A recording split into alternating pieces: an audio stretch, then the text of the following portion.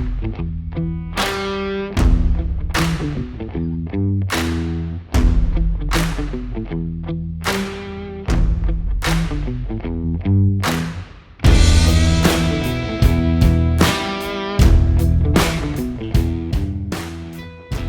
right, ladies and gentlemen, welcome back to the Design Build Hunt podcast, which is presented by Whitetail Partners. I've got Mr. Jake Hendrickson from Michigan on the line. Jake, how's it going this evening?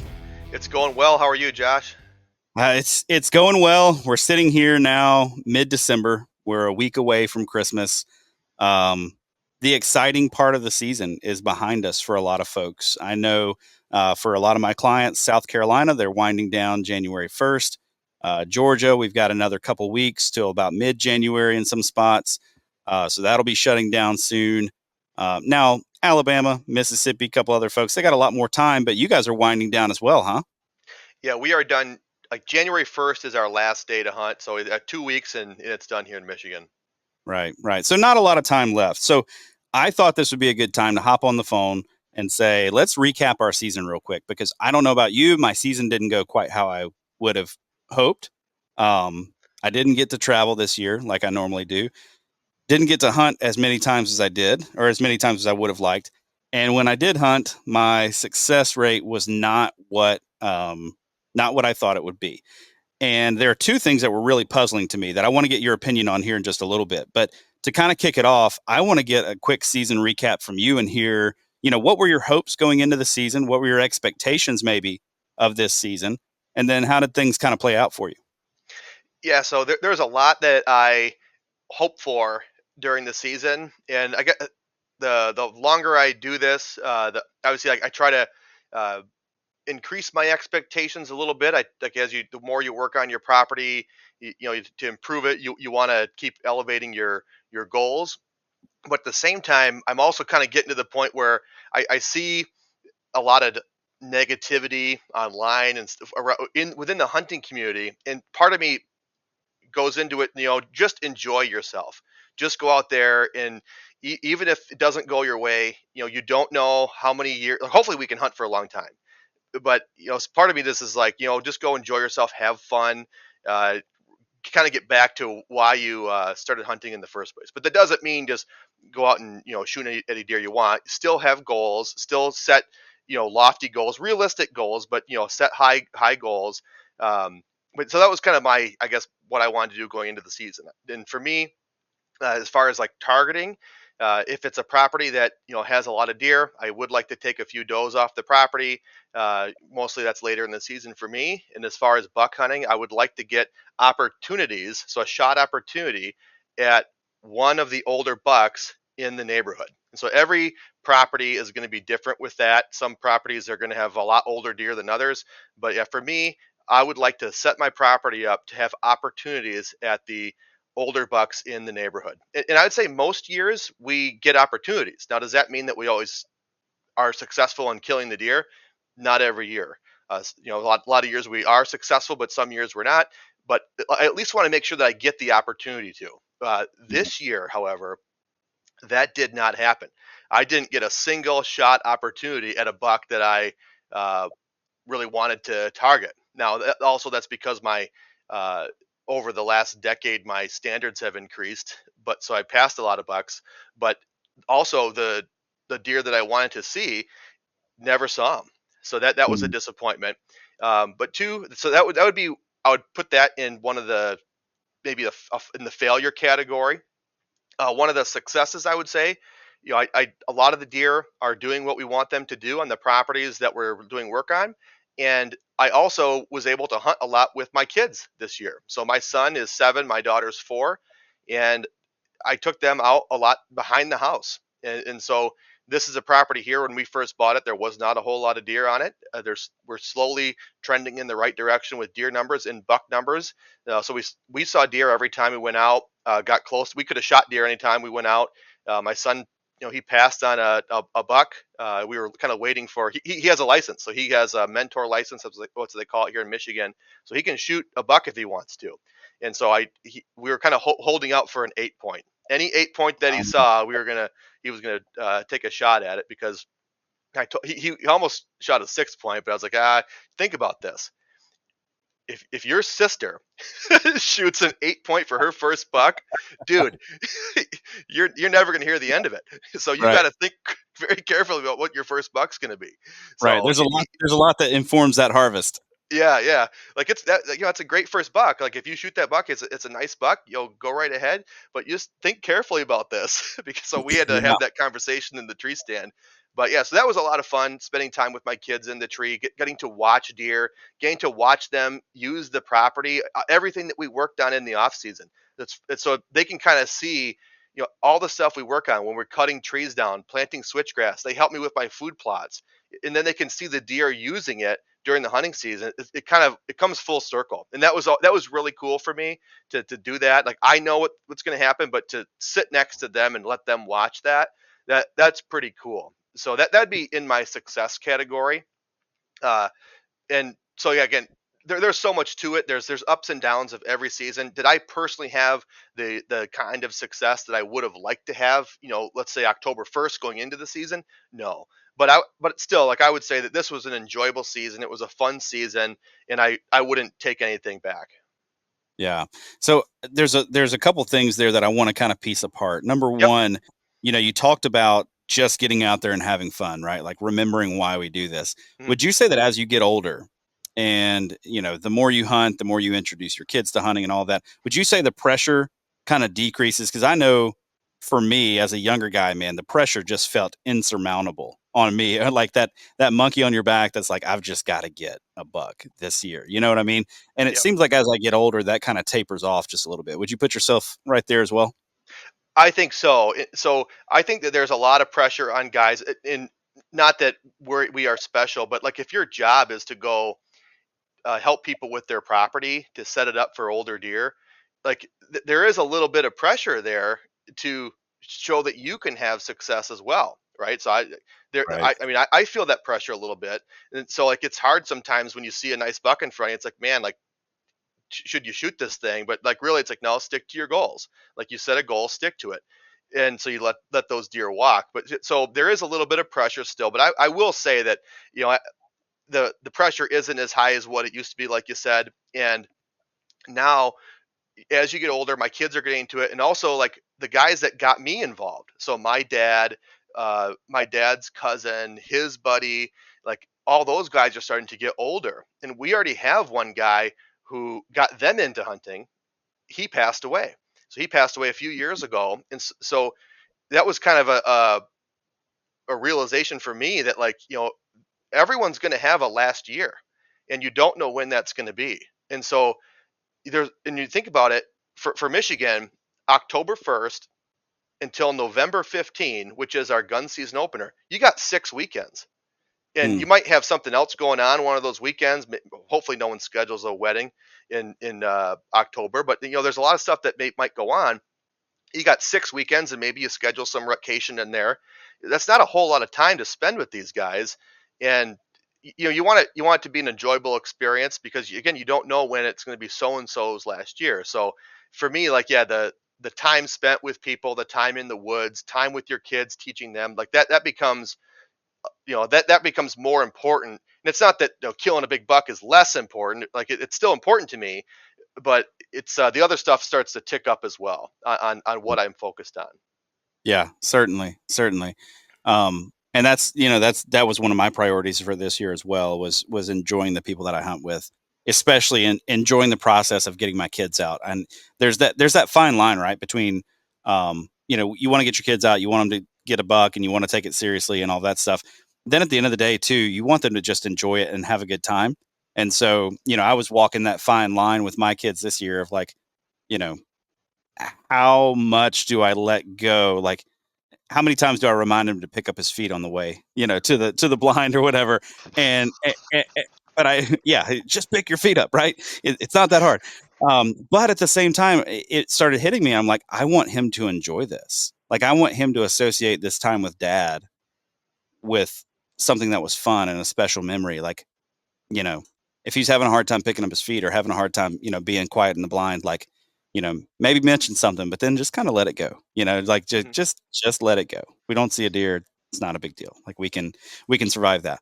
The next thing I want to touch on is we're actually going to have an episode on this in the coming weeks. That's all about managing your expectations, and I think that's something important for us as individuals, but also just important for our clients as well, right? Like, just you've got to be realistic. Like, where are you? You know, if you tell me, hey, I'm in South Alabama, or somewhere in Michigan, and I've got 40 acres and I want to manage for 6-year-old deer, we might need to rethink our goals and our and our priorities depending on the neighborhood that you're at, right? Like, you have to manage expectations specific to you. When you were talking a moment ago, you were talking about, your goal is to have an opportunity at one of the top deer in the area. So let me hear, what does that mean for you for a deer to be a top deer in your area? Because I think this is going to be helpful for folks listening to this to say, oh, okay, like this is reasonable, not just for me, but I mean, these guys who, whitetails are their life, like managing whitetails is their business. And yet we've also got realistic goals. So can you go into yours just a little bit? Yeah, absolutely. So I hunt three different properties here in Michigan, and most of those are around the same. So the one here behind my house, I'm still trying to evaluate what can I get these deer to, because we just moved here 2 years ago. So we're just starting to put in improvements. We're just starting to get a feel for the area. So it's tough for me to know what can the top deer be. Based on a lot of factors, right? The number of deer, the neighboring hunting pressure, putting us into the equation of holding bucks, trying to get them to the next age class. So I'm still on this property here. I do have a 3-year-old on the property this year. Did not have one of those last year. So we have a 3-year-old this year. Wasn't going to go after him because I wanted to see, can this area get a deer to 4? Which would be awesome if it could, without any assistance, just with the way that it is. Uh, so who knows? We'll see. We'll kind of evaluate that next year. Another property that we've been managing for over 10 years now. I think we started getting a lot more serious with it around 2010. So it's been 14 years. That area, when we first started, we wouldn't even see 2-year-olds. It was Mm, 1.5-year-old bucks only, and we were contributing to that. But once we started implementing different hunting tactics, habitat improvement, passing younger deer, we immediately saw a jump. And it wasn't right away. Like the next year, okay, we start seeing some 2-year-olds, but then the next year, okay, we get a 3-year-old, and then as you work and as you work, all of a sudden, boom, there's a 4-year-old. It's like, but that didn't happen every year. But so then we started like kind of tracking it, and it's like every 5 years you might get a 4-year-old, but most years after, the other years you get about 2 3-year-olds. So the guys in our hunting group, you can't give them a target once every 5 years. They would never buy into that. So we just go after the oldest deer in the neighborhood, but our floor is 3 years old. So if we right. could ever get more neighbors on board with passing 1.5-year-old bucks, you would be able to see that 4-year-old number increase. But as long as you have neighbors that only target, younger deer, it's a lot harder to get those deer to a certain age. It's kind of a numbers game, and so where we're at, most of the time we're targeting like a 3-year-old buck, and I'm totally fine with that.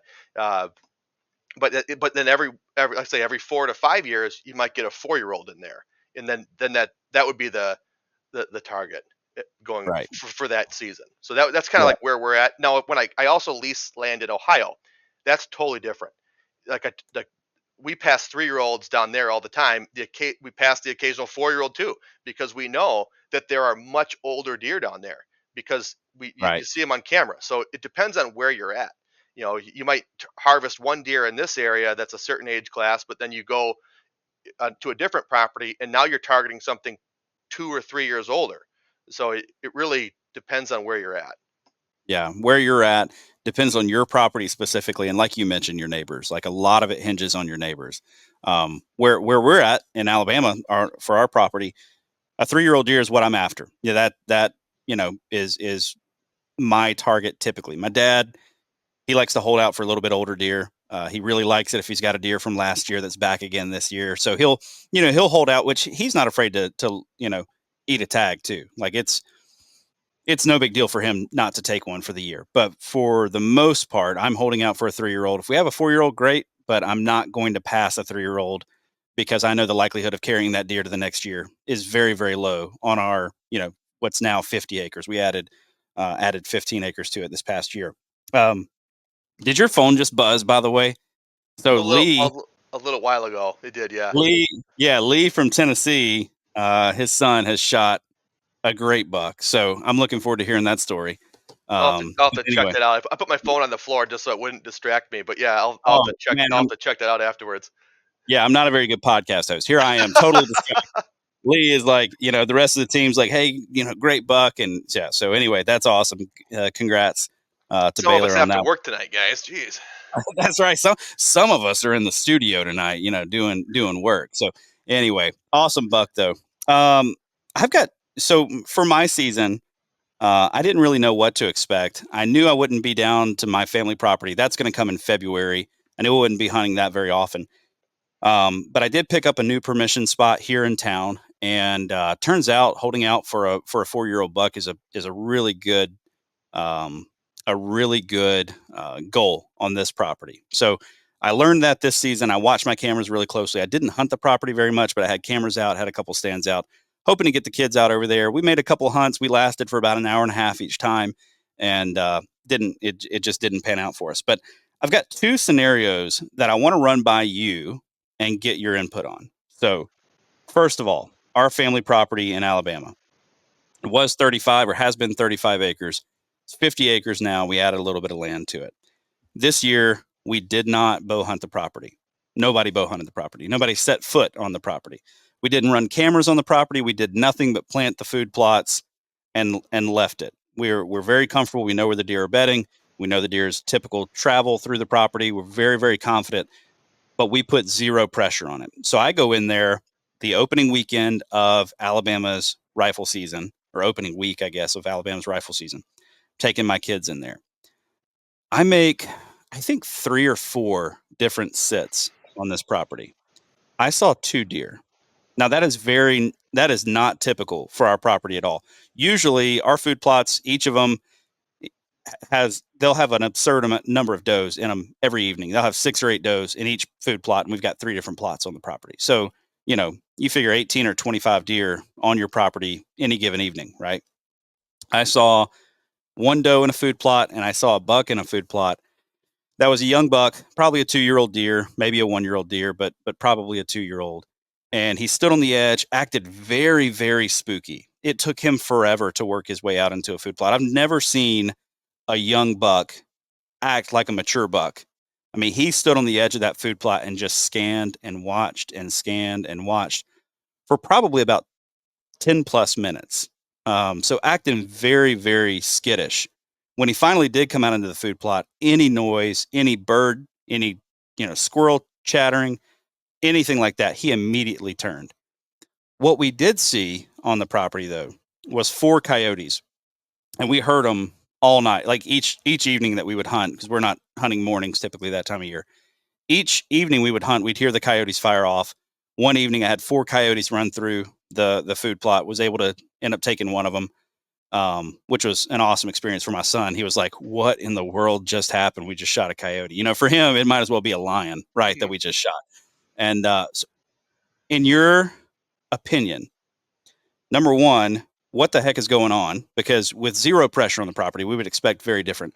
Number two, do you think the coyotes could have had any impact on the way the deer were acting this year? So, have you seen or heard coyotes on the property in the past? Not like this. No, we've had you'll have an occasional coyote run through, and every now and then you'll hear some off in the distance, but no, this Okay. is that's a pretty new thing for us, especially to have that many on our property. So there has been an increase in coyotes, and that's really the only Yes. thing that you've noticed so far that's increased, and you've seen a decrease in deer. So Decrease there's in deer, and we actually did see an increase in buck sign on the property. So going in and out this year, there are, our rut doesn't happen until February, but there were scrapes out already. Like I actually heard a buck like grunting while I was out, which we never hear bucks running and grunting around in November, which I did hear that from one of the stands that I was in. Mhm. So, you know, an increase in deer sign, but a decrease in the number of deer seen and an increase in coyote numbers. So what's going Okay. on, Jake? Solve my problem. It's probably a combination of things. The coyotes are likely a contributing factor to it. But so in my experience with coyotes, they do push deer, uh, but most of the time, coyotes will like deer are faster than coyotes. So like Right. they will outrun a coyote, and the coyote will give up most of the time before they catch a deer. Now, if it's an injured deer, or a buck really run down from the rut or something like that, a coyote can get a deer, but I would say most of the time they're not going to uh, chase down and take down a healthy deer. And most of the time, what I've seen is deer after the coyotes move through, they just kind of circle back and start using the area the same way as they did before. Like I hunted this year a similar experience to you, not with maybe deer sightings, but coyotes. Like I was sitting there in the dark, and all of a sudden, out of nowhere, they started howling like crazy, and it sounded like they're right on top of me. I'm like, holy cow! Like I'm gonna have to shoot a coyote right now because they are right on top of me. And then they just kind of moved off the other direction, but then deer started kind of moving through, and there's no way those deer did not hear that because it was loud. And we see the same thing on camera. You have a deer go by, 2 minutes later, coyote goes by, 5 minutes later, deer goes by. So I mean, it's very I, it, do they spook deer? Yeah, like I can watch it if I'm watching maybe a swamp, and you have like maybe a field on one side, field on the other, swamp in the middle. You'll see a coyote run in the swamp, deer runs out the other side. A couple minutes later, coyote runs out the other side. So they absolutely push deer. But do I? Is that the reason that they're not on that property? It's really hard to say unless you like maybe they moved into that spot and they're really close. But there's likely other factors. Like you said, you didn't run trail cameras. Maybe hopefully not, but maybe there's trespassing issues or something like that where people are going in there that it could be, maybe just walkers or maybe that's people hunting, but like there could be something like that where they're pressuring the property because I think human intrusion is going to do more damage than coyotes will, or Right. like a dog, like somebody's dog. I would much rather have like a couple coyotes on my property than have my neighbor's dog running around because the Yeah. coyotes will give up because they can't run forever without getting food because Right. they're like deer. They have to survive. Like my dog can just go back to her bowl and get food every day. Like coyotes can't do that. If they run out of energy and don't get food, they die. So they Right. can't be wasting energy all the time without a payoff. But a dog, that the dog will never stop. So like I would maybe something like that's going on, or it could be maybe a big change in the neighborhood somewhere else that you maybe just haven't noticed yet. If someone else clear cut their woods, something like that, and Jake, then I got to stop you right there. That's the one piece that I did not mention. The reason we were able to pick up that 15 acres is because the 350 acres, two properties over, was clear cut. there you go. The entire thing. They cut the entire thing. So that could be a contributing factor too. Where now there's all of a sudden a lot of browse over there, a lot of regrowth over there, and so the Right. deer are in that area now. So you just kind of got to. Maybe it's just one thing, but most of the time when there's a big change, it's a number of different things that are contributing to it. But that's probably a big one. Is like Yeah. 300 acres that's clear cut, and down there your growing season's very long, so Oh yeah. you probably got some good growth over there. As long as it's Yep. like chest high, Yep. you're hiding deer and you're feeding deer, and that's where Yep. they want to be. Yep. That's exactly right. So that may be having a pulling effect away from our property, Yep. at least at that time of year. Yeah. It's starting to cool off now. So I think late season, I think we'll probably see those deer shift back over as some of those browse species and whatnot within that clear cut are not as good as they were Yep. in November. Down there in November, everything's still green. I mean, Mhm. the leaves aren't even falling off the trees yet in, Yep. mid to late November. So, all right, the next scenario that I want to run by you is another property. This is a property that we lease. I found a terrific terrain feature this year, and it's all planted pine. So I don't know if you've seen a southern pine plantation, but imagine a field of corn. So that's the Michigan context, right? Yep. Imagine a field of corn, except it's not corn, it's pine trees in rows like that. How old And is it? It is old enough to be closed canopy and dead underneath. There's Okay. nothing underneath but pine straw. I All mean, right. it is totally shaded out in this specific spot. And in fact, a lot of the property is totally shaded out. They haven't thinned it yet. So it's I can walk upright underneath the pines, no problem, and see for, as far as I could want to see. Right. Hmm. But I did find this terrain feature. And on this terrain feature, it sets up really, really well for a south wind. And I'm kind of up sitting on this bench, and there's a major cut or a washout that comes from the north, no, from the south up towards the north, and pinches deer movement down really, really tight in like a 40-yard span. I put a camera there. We've got does every single day in daylight.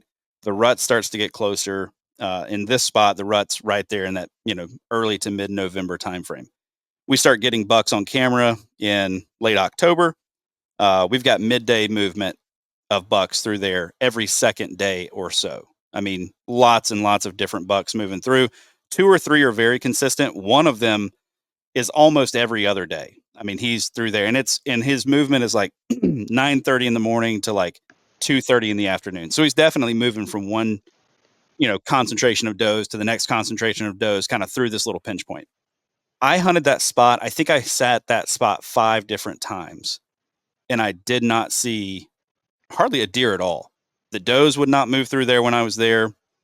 I ended up seeing one nub buck and then a spike had come in one day as well. One thing I noticed is that the wind is a little bit weird. So you think a south wind, this should be perfect, and we got a lot of south winds, and here I am on a south wind, and it's like the swirl in there was a little bit not ideal, but it didn't seem to be pulling it back towards where I expected the deer to come from. It just seemed to have a little bit of a swirl to it, right? But again, it's pretty thick. I couldn't get wind, my milkweed to float far enough to really show me what was going on in there. So, what are your thoughts on what's going on in there, and how can I maybe get around that solution? We talked off air, and you gave me some really good ideas that I think folks can kind of pick up on. But that to me was a really big bummer on my season. As a doing a season recap like that, I thought like I'm going to get in there, and if I hunt this place 2 days in a row, there's a buck on the ground. Like there's no Yeah. question, right? I'm here in Georgia with a rifle in my hand. Like there's no way, he's going to walk through at 40 yards, and I've got a 30-06. So like the Yeah. odds are the odds are not in his favor, except they were, and I didn't get one. So, what do you think was going on in there? Did you hunt in the morning or evening, I guess, for that type of spot? I hunted all day. Okay. So I hunted some mornings. I hunted I think um, one morning only, and then I hunted one evening only, and then the others were all day sits. Okay. And you mentioned kind of like that drainage that it's cutting up towards the bench, kind of where the movement kind of hooks around the top of uh, Right. that draw there. And so are you hunting, I guess, above the bench? Or are you kind of like the bench that cuts, or the trail that cuts the top of that drainage? Are you hunting on top of it? Or are you hunting, are you coming up the drainage for access and kind of hunting below it? Yep.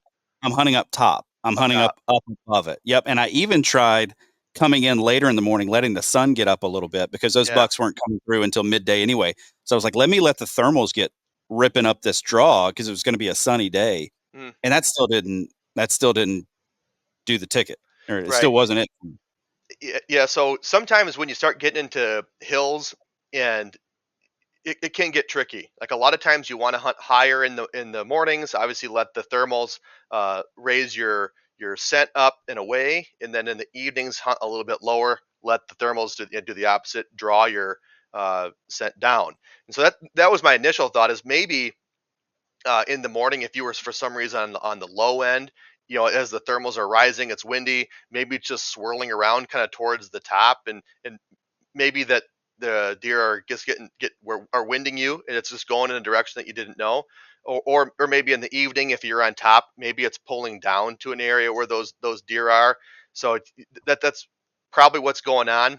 There's several things that could be going on. One, maybe the wind isn't what you thought, because sometimes this happens with me too. You go to a spot, and on paper you say, okay, it's northwest wind is where I need to hunt this spot. You go there for a northwest wind, it's not a northwest wind, right? It's north. It's Right. north. It is northwest wind, but in that spot, it's not. It's hooking around this point, and now it's turning into an east wind. So it completely blows you up.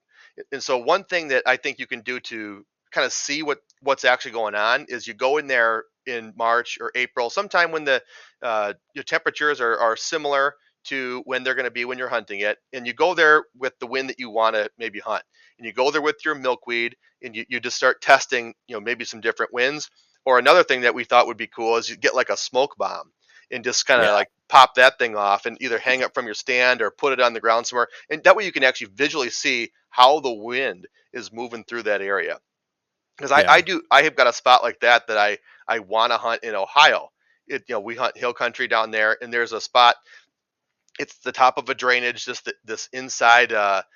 It's just kind of like this draw comes up the side of this hillside, really really steep hillside, but the wind swirls in there, so it's really tough to get over there to hunt, and it's a lot easier to kind of hunt more on the point, because really on the point, when the wind blows over in the morning, it kind of blows it off to nowhere, and it just kind of lifts off, and you're set. But sometimes if you're low, like you want to be high in the morning, but if you're a little bit low, man, like you're below that military shelf of the hill, sometimes that wind can swirl over there, and it pools. And so those deer, they get within like 75 yards, and they just know something's up. You won't even see them. You'll be sitting still, and you'll just hear a deer blow from like what's like 100 yards away. You're like, what the heck? Like, I thought the wind was going that way, but the deer blew from over there. Like, I'm Yeah. sitting still. So yeah, sometimes the wind can do some funny things with when you're in the hills, and so then I would say you just got to start testing that to see if that's the reason the deer didn't show up. So if they're blowing at you, they smelled you. But if they just Right. didn't show up, it could be that they smelled you, or and we talked about this off air too. Sometimes things happen, and sometimes it's something we did wrong, and we need to fix it. But there are some times where things happen that we just have no control over, and it might just be that the bucks just weren't in that spot on that day, and that Right. happens sometimes. Sometimes we have a great spot, the wind is perfect, the wind is actually blowing the way it needs to go, but you just don't see deer. That's Right. part of hunting too, and it might you could now you don't want to just always think that. You want to try to figure out the why behind it, but sometimes that is the case where Right. there is no why behind it. They just didn't show up. Yeah. And that's that. My only or the thing that I guess keeps bringing me back to asking that question, why, is the fact that not even the does were coming through, and the Mm, does were morning and evening. I mean, they're leaving bed or going back to bed, right? I mean, they're consistent through this spot. So when even they weren't showing up, that's what got me thinking, like, okay, something's not right here, something's up. But I think I am going to get in there, and we had actually talked about using maybe some different color smoke bombs and kind of setting them up along, kind of at least, even with me or where I was, mm. and just see what is the wind doing, in this area, because um I don't want to write the spot off, because it's a great spot. I mean, tons of deer activity. I've just got to figure out the way to hunt it. And it might be one of those places where it's like, I need that one special day in the fall where the conditions are going to be Just right. absolutely perfect, Yep. and I may not get that very often. I will say this: the one day that I sat only in the morning, and I ended up leaving, I think I left at like 10:30 that morning. That one most consistent buck was in there at noon, like high noon, 12:01 or something like that. Okay. So that was pretty disappointing, Yeah, that's because tough. even then I'm asking, like, should I have waited, or was it just the fact that I was gone that you know made it okay for him to come through? Yeah, yeah, who knows? Maybe he watched you leave, and then he knew that. Yeah, yeah, I, and I that's had the the other same thing happen thing. this year, the exact same scenario one time. And that's my question too, is like, okay, is there an ingress and egress issue? I don't think that Yep. there is, That was but gonna be my next thing, is maybe it's access. yeah, and so you know who who knows? But on a lease spot, I've had this lease for a couple of years now, but I've only turkey hunted it. I've not deer hunted the place. So this year was the first year that I got kind of serious about, because I can't do any management to it, and for me that takes away a lot of the fun. I like to get out and explore on public land, but to have a lease that I can't do anything to is kind of a bummer. So, um, but anyway, yeah, I just wanted to run that scenario by you, because this season did not turn out how I thought. I was very confident. I was too confident. I was overly confident, right? So it's probably good that I got humbled in the way that I did. So, all right. So if we just took 2024, now are you done hunting, or are you going to get out one or two more times? I might go out and shoot a doe. But Okay. my buck hunting is done. Now I'm just watching the cameras, seeing who's alive for next year. So Right. I'm actually so the we hunt a couple different properties, like I said. The one that we've owned for a long time, been managing more seriously the last 15 years. That property we're kind of staying off of for a little bit for bucks. But the one behind my house here, I'm already cutting trees down. Like Okay. I'm already back there doing habitat work. Yeah, yeah. So if I had to say, all right, boil down the 2024 deer season to one lesson that sticks out to you that you learned, or maybe it's a lesson that you relearned for the year, what would you say that is? Oh man. So one lesson. That's a good question. Oh, I still think it kind of boils down to go and enjoy yourself. And you definitely Yeah. want to set a realistic goal for your area, but enjoy yourself because if you're only so focused, hyper focused on killing the target buck or whatever, like that's fun to do, and that's what I want to do every year too. But if your season's going to be ruined if that doesn't happen, that's tough because even if it happens 50% of the time, like which is pretty good. If you can kill your target buck every other year, that's pretty darn good. And Yeah. but that means 50% of the time you're going to have the worst season ever because you didn't do it. So you got but make sure you're going out there and having fun. I'd say that'd be my recap. Just make sure you're enjoying yourself, but still set goals, set realistic goals for your area, for your property. Yeah, definitely make sure to be having fun.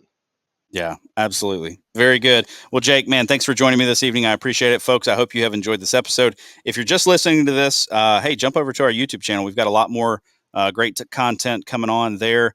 Jake, you've been doing a lot of the videos. So what's next up in the video department for us?